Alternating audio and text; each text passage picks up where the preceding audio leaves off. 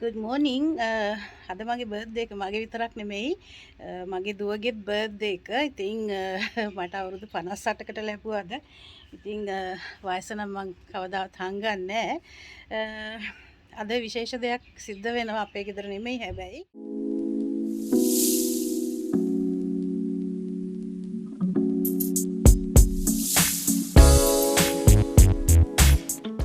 අයියලා ගෙදර දානයක් තියෙනවා. ඒගොල්ලන්ගේ වාර්ෂිකව තියෙන දානේ අප්‍රේල් මාසේ අදට යෙදিলা තියෙනවා. ඉතින් ඒකට සහභාගී වෙනවා. ඉතින් මම හිතන්නේ ලොකු බ්ලෙසිං එකක් අපේ බර්ත්ඩේ එක දවසේ දානයකට සහභාගී වෙන්න ලැබිච්ච එක ගැන.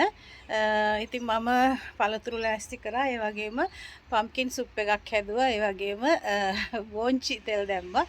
ඒ ටික තමයි කරන්න තිබුණේ මට. ඉතින් දානේ වෙලාවේ පොඩ්ඩක් vlog කරන්න පුළුවන් වුණොත් පොඩි vlogs ටිකක් ගන්නම්. ඉතින් අද දවස් සෑහෙන බිසි වෙනවා. ඊට පස්සේ අපේ ඕපන් හෝම් එකක් තියෙනවා. ඔයගලන්ට පේනවා ඇති. මං කලිනුත් පෙන්නලා කලින් නෑ මං හිතන්නේ ගේ ඕපන් හෝම්ස් එකේ වීඩියෝස් මං තාම රිලීස් කරලා නැහැ. ඉතින් අද අපේ ගේ ඕපන් හෝම් එක තියෙනවා ගේ විකුණන හින්දා. ඉතින් ඒකටත් ගොඩක් බිසි වුණා ගේ ලෑස්ති කරන්න හින්දා. ඉතින් ඔය වගේ බිසි දවසක් අද. ඉතින් බලමු ගිහිල්ලා දානේ වැඩවල ටික කොහොමද ඒක සිද්ධ වෙන්නේ කියලා. පුළුවන් විදිහට vlog කරන්න. ඉතින් අපේ ගෙදර නෙමෙයිනේ, හරි නෑනේ. තව කෙනෙක්ගේ ගෙදර දේවල් ගොඩක් vlog කරන එක කරන්න අමාරුයි. කට්ටිය ගොඩක් ඉන්නව නෑදෑයෝ ඒ වගේ. ඉතින් පවුලේ කට්ටිය ඉතින් හින්දා පුළුවන් විදිහට vlog කරන්නම් කොහොමද මේ දානේ සිද්ධ වුනේ කියලා. ඉතින් ඒ වගේම මටත් මගේ දුවටත් විශ් කරපු මගේ යාළුවන්ට නෑදෑයන්ට YouTube පවුලේ ඔයගොල්ලෝ හැමෝටමත් බොහොම ස්තුතියි මගේ උපන්දිනේ දවසේ මට විශ් කරාට. ඉතින් සමහරට මේ vlog එක හදම දාන්න වෙන එකක් නැහැ. එඩිට් කරගන්න වෙලාවක් තියෙයිද දන්නේ නැහැ. බලමු ඉතින් ඉක්මනට දාගන්න පුළුවන් වුණොත් ඉතින් වීඩියෝ එක දාන්නම්. ඉතින් මෙන්න මේ විදිහට දානෙට ලෑස්ති වුණා අපි. මම පළතුරු ටික ඉක්මනට හරි ගස්සලා මේ විදිහට ක්ලින් රැප් එකකින් කවර් කරා. ඉතින් අනිත් අයත් ගේන කාරීස් මේ විදිහට කවර් කරලා අපි ලෑස්ති කරලා තිබ්බා. ඉතින් එක එක්කෙනා බාර අරන් තිබුණා. එක මේ කාරීස් ಜಾති එක කෑම වර්ග ලංකාවේ විදිහට තමයි හැම එකම තිබුණේ. ඉතින් ඔන්න දැන් කරඬුව වඩම්මනකොට මේ අපේ චූටි බබෙක් ඉන්නවා ෆැමිලි එකේ. යාටත් අපි පොඩි අවස්ථාවක් දුන්නා. ඒගොල්ලන්වත් ඒවට පුරුදු කරන්න ඕනේනේ. ඉතින් ඔන්න බලන්නකෝ මගේ පුතා එයාගේ කසිනුයි අර චූටි බබාවයි ගයිඩ් කරනවා මේ කරඬුව තියෙන විදිහ ඒ ලෑස්ති කරලා තියෙන තැන. ඉතින් අයා හරි හොඳයි. ඉතින් ඒ විදිහට එයා ලොකු අයියා විදිහට අංකල් විදිහට අර චූටි බබාටයි එයාගේ කසින්ටයි ඒවා පුරුදු කරන විදිහ ගයිඩ් කරන විදිහ මට හරි සන්තෝසයි. ඉතින් ඒක දැක්කම මේ විදිහට ඔන්න බුද්ධ පූජාවයි හැම එකම ලෑස්ති කරලා දැන් හාමුදුරුවෝ දානේ වැඩ කටයුතු ටික මෙන්න මේ විදිහට තමයි කරන්නේ අපි පවුලේ හැමෝම එකතු වෙලා. ඉතින් එදා දවසේ දානේ පිළිගන්වන එක ඉතින් හැමදේම අපි එකතු වෙලා කරා. ඉතින් කෑම ගොඩාක් ಜಾති තිබුණා. ඉතින් ලංකාවේ විදිහට තමයි හැම එකම මඤ්ඤොක්කා, එතකොට පොල් සම්බෝල, රතුබත් මේ විදිහට ගොඩාක් කෑම ಜಾති තිබුණා. පළතුරුද කිරිපැණිද ඉතින් මේ පේනව නේද බර්ත්ඩේ එක දවසේ මේ විදිහට ඉතින් ලන්ච් එකක් ගන්න තියනවා කියන්නේ ඉතින් කොච්චර ෂොක්ද. දානේ බත් එක තමයි මම එදා කන්න බෙදාගත්තා. කෑම නම් ගොඩක් බෙදාගත්තා. කොහොමද ඔයගලන්ට? අද ඔන්න මගේ බර්ත්ඩේ එකේ පහවෙනි දවසේ කියන්නේ අප්‍රේල් 27. ඉතින් ඊයේ වීඩියෝ එකේ මම කලින් කිව්වා වගේ පෙන්නුවා වගේ හස්බන්ඩ්ගේ අයියලා ගෙදර දානේ තිබුණා උදේවරුේ කෙන්දවල් දානේ. ඉතින් ඒව ඉවර වෙලා ඒ වැඩ කටයුතු වලට සහභාගී වෙලා ඊට පස්සේ මගේ ඥාති පුතෙක්ව බලන්න ගියා. එයාගේ ෆැමිලි එකයි. ඉතින් ඔක්කොම කරලා ගෙදර එනකොට හවස් වුණා සෑහෙන්න. ඉතින් හරිම මහන්සි. ඊයේ අපිට එහෙම ලොකුට දෙයක් ප්ලෑන් කරගන්න උන්නේ නැහැ. මොකද දවසම බිසි වෙච්ච නිසා. නමුත් හවස් වෙලා මගේ ආදරණීය පුතයි, එයාගේ වයිෆුයි, මගේ ආදරණීය ඩෝටර් ඉන් ලෝ එහෙම නැත්නම් මගේ අලුත් දුව අලුත් නෑ දැන් ඉතින් ටික දවසක් නේ ඔයගොල්ලෝ දන්නවනේ නේද ඉතින් මට තව දුවෙක් හම්බ වෙලා ඉතින් ඒ දෙන්නත් ආවා කේක් අරගෙන මල් අරගෙන ඒ වගේම මගේ ඩෝටර් ඉන් ලෝගේ අම්මත් මට ලස්සන ඇන්තූරියම් පෝච්චියක් එවලා තිබුණා ඉතින් ඒගොල්ලෝ ඇවිල්ලා රෑ කෑම කාලා ඉතින් අපි බොහොම සන්තෝෂෙන් තව පුංචි කේක් එකකුත් කපලා ඔන්න දෙවෙනි කේක් එකක් කැපුවා මොකද දාන වෙලාවේදී දාන ඉවර වෙලා මගේ බ්‍රදර් ඉන් ලෝගේ ලොකු දුව සර්ප්‍රයිස් කේක් එකක් ලෑස්ති කරලා තිබුණා. ඉතින් එයාටත් thank you very much. ඒ වගේම මගේ හස්බන්ඩ්ගේ පවුල හැමෝටම ගොඩාක් ස්තුතියි. ඒ වගේම මම ගොඩාක් සතුටුයි අපිට පෙන්නනේ ආදරේට මටත් මගේ දුවටත් ඉතින් හැමදාමත් වගේ ඒගොල්ලෝ අපිට බොහොම ආදරෙන් ලෙන්ගතුකමින් සලකනවා. ඉතින් ඒ ගැන බොහොම සතුටුයි. ඒ වගේම ගොඩාක් මම ඇප්‍රීෂিয়েට් කරනවා මේ පෙන්නන ආදරේට.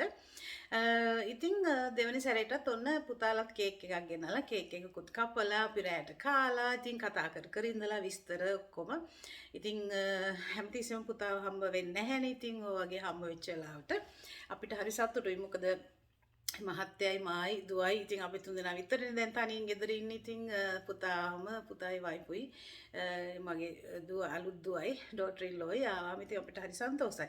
ඉතින් ওই විදිහට තමයි ඊයේ දවස ගත වෙලා ගියේ. ඉතින් අද තාම මේ ගෙදර අනිත් වැඩ කටයුතු කරනවා.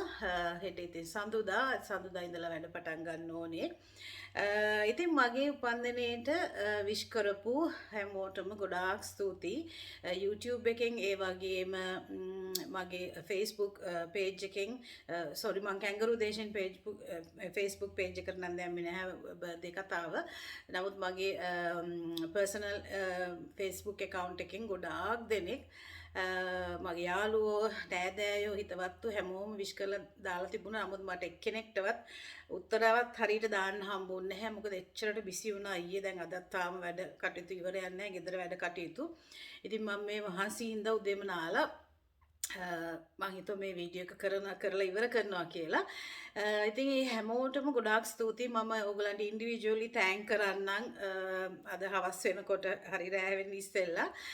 මොකද මට ගොඩාක් වෙලාවක් තිබුණ නැහැ ඊයේ සහ අද උදේ.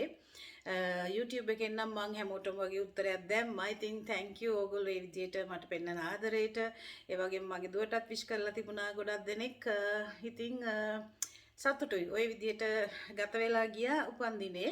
ඉතින් විශේෂ ලොකුවට දෙයක් කරන්නේ නැහැ. මම සාමාන්‍යයෙන් මගේ බර්ත්ඩේ එක මොකද හේතුව මං දුව වෙනුවෙන් මොන හරි දේවල් කරනවා පොඩි දෙයක් හරි කරනවා. මොකද එයා තරුණ ළමයෙක් ඉතින් එයාගේත් අවශ්‍යතාවයන් තියෙනවා.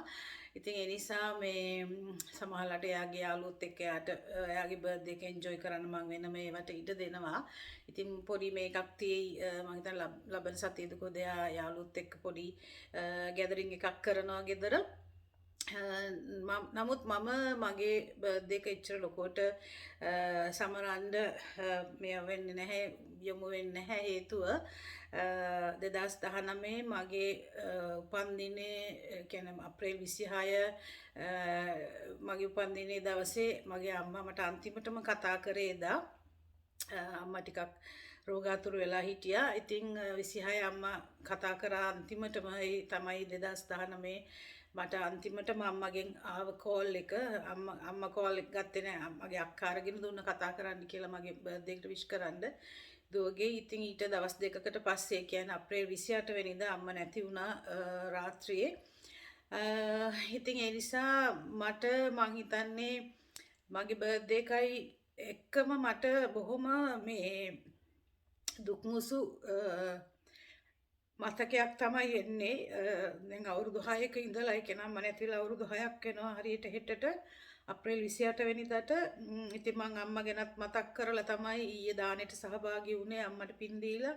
ඒ වගේම මගේ තාත්තත් නැහැ කියලා ඔයගොල්ලෝ ගොඩක් දෙනෙක් දන්නවා. මම පුංචි කාලේ ඉඳලා මගේ තාත්තා නැහැ. අවුරුදු 10 ඉඳලා කෙනා අවුරුදු 10 දී තමයි තාත්තා නැති වුණේ.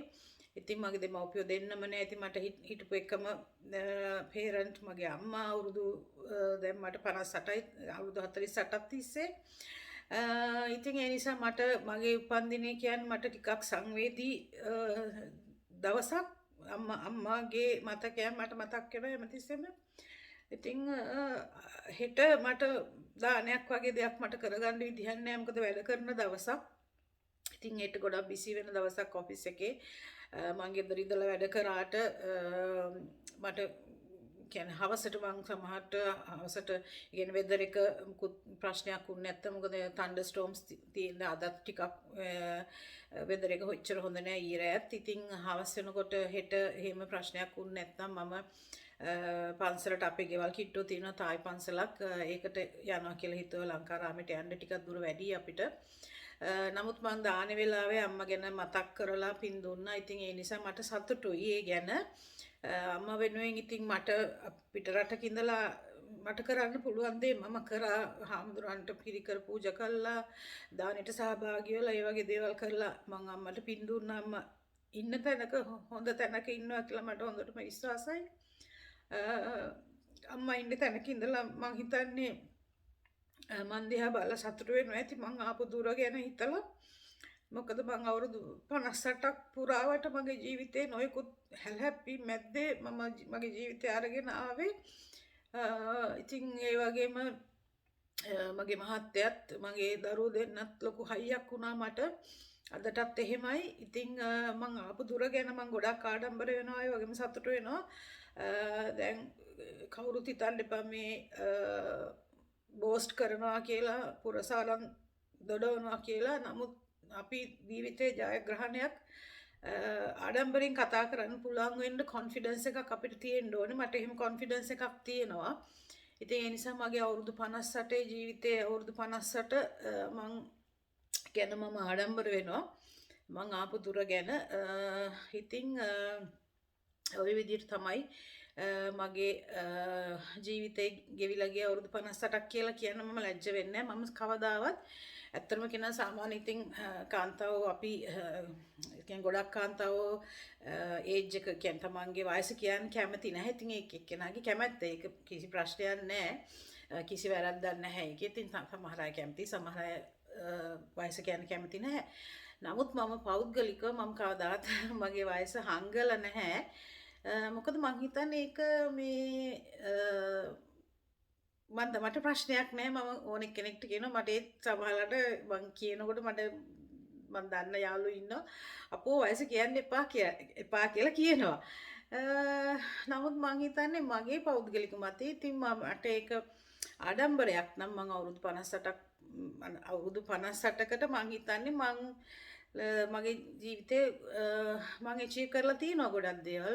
මට අචීව් කරන්න අවශ්‍ය දේවල් අචීව් කරලා තියෙනවා. ඉතින් මම ලොකුවට හීනමාගෙන හිටපු කෙනෙක් නෙමෙයි. නමුත් පුංචි හීන අපි කාටත් තියෙනවනේ නේද? ඉතින් මගේ ඉගෙනීම තමයි මම පුංචි කාලේ ඉඳලා ඉගෙනීමට තමයි මම ફોකස් කරේ. මොකද මට ඒ කාලේ ඉඳලම මට හිතිච්ච දෙයක් තමයි ඉගෙන ගත්තොත් කවදා හරි හොඳ තැනකට එන්න පුළුවන් කියන සිතුවිල්ල මගේ පුංචි වයසට මට පුංචි කාලේ ඉඳලම තිබුණා. මොකද මගේ තාත්තත් ඉගෙන ගත්ත කෙනෙක්. ඉතින් ඒ නිසා මට හිතුණා තාත්තා නැති වෙච්ච කාලේ ඉඳලම මම ගොඩාක් උත්සාහ කරේ ඉගෙනීමට. ඉගෙන ගන්න දෙයට මම ගොඩාක් ફોකස් කරා. ඉතින් ඒ වගේම මම ඉගෙනීම නිසා ගොඩක් දුර මම ඒ ගැන මම හිතන්නේ වෙනමම වීඩියෝ එකක් කරන්න මගේ يعني ඉගෙනීම පැත්තෙන් මම මොනවද මට කියන්නේ ලබාගත් දේවල් කියන එක. මොකද ඒක මම හිතනවා මේ අපේ දුවලා පුතාලාට ඉගෙන ගන්න අයට ඒක වැදගත් වෙයි කියලා, ඉන්ස්පයර් වෙයි කියලා. මගේ ස්ටෝරි එකෙත් මම ගොඩක් දේවල් මම කතා කරලා තිනවා සෝවියට් දේශෙන් කැංගරු දේශයට කියන එපිසෝඩ්ස් වල. ඉතින් ඒ නිසා මට මගේ ඒජ් එක කියන්න මම ලැජ්ජ වෙන්නේ නැහැ. මොකද මේ මම හිතන්නේ ඒක මම ආඩම්බරෙන් කියන දෙයක් අවුරුදු 58ක් කියලා. ඉතින් එහෙම තමයිනේ අපි වයසට යනවා. ඉතින් අපිට ඒක නවත්තන්න බෑ. ඒ වගේම ඉතින් අවුරුදු 58ක ගොඩාක් අත්දැකීම් තියෙන පුද්ගලෙක් මම. ඉතින් අපි හැමෝම වයසට යනවා කියන්නේ අපි අත්දැකීමුත් තියෙනවා කියන එක. ඒ කියන්නේ ප්‍රොෆෙෂනල් පැත්තෙන්, තමන්ගේ පෞද්ගලික ජීවිතේ පැත්තෙන් අත්දැකීම් වැඩි පුද්ගලෙක් කියන එක තමයි වයසෙන් මුහු පුරා යනවා කියන එක. ඉතින් ඒ නිසා ඒ ගැන අපි ආඩම්බර වෙන්න ඕනේ. ඒ ගැන ලැජ්ජ වෙන්න ඕනේ. කවුරුත් තමන්ගේ වයස කියන මම නම් හිතන්නේ ලැජ්ජ වෙන්න අවශ්‍ය නැහැ. ඉතින් ඒ මගේ මතේ. ඉතින් ඔයගලන්ට වෙන අදහසක් ඇති. ඒක ප්‍රශ්නයක් නෑ.